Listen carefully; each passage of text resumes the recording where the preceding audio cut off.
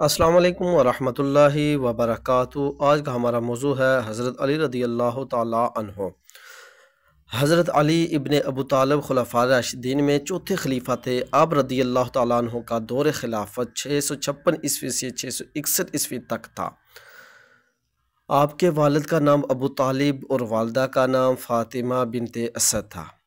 آپ کا تعلق قریش کے قبیلہ بنو ہاشم سے تھا۔ حضرت علی کی ولادت ہجرت مدینہ سے 23 برس قبل 13 رجب کو مکہ کعبۃ اللہ کے اندر ہوئی۔ حضرت ابو طالب کے انتقال کے بعد حضرت علی کی پرورش رسول کریم صلی اللہ علیہ وسلم نے کی۔ جب آپ پر پہلی وحی نازل ہوئی اور آپ نے تبلیغ کا آغاز اپنے خاندان اور قریبی رشتہ داروں سے کیا تو آپ کا ساتھ دینے والوں میں سب سے پہلے حضرت علی رضی اللہ تعالیٰ تھے۔ اس وقت آپ کی عمر صرف 10 سال تھی۔ جب رسول پاک صلی اللہ علیہ وسلم نے دین کی تبلیغ کا کام شروع کیا تو قبیلہ قریش اور مکہ کے دوسرے قبائل آپ کی جان کے دشمن ہو گئے، لیکن حضرت علی رضی اللہ تعالیٰ کا شمار ان لوگوں میں ہوتا ہے جنہوں نے کبھی حضرت محمد صلی اللہ علیہ وسلم کا ساتھ نہیں چھوڑا۔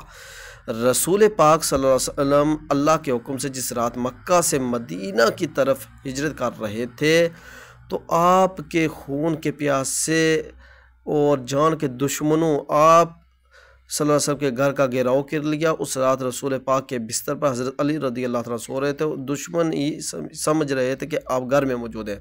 اس طرح حضرت علی رضی اللہ تعالیٰ نے اپنی جان خطرے میں ڈال کر نبی پاک صلی اللہ علیہ وسلم کی حفاظت فرمائی۔ حضرت علی کی تاریخ پیدائش 15 ستمبر اور اسلامی کیلنڈر کے مطابق 601 عیسوی ہے اور انہوں نے 26 جنوری 661 ہجرت میں وفات پائی۔ حضرت علی نے اسلام کی راہ میں ایسی عظیم قربانیاں دی ہیں جن کی تاریخ میں مثال نہیں ملتی۔ رسول پاک صلی اللہ علیہ وسلم کے ساتھ قریبی تعلقات کی وجہ سے آپ کی شان میں اور اضافہ ہو گیا۔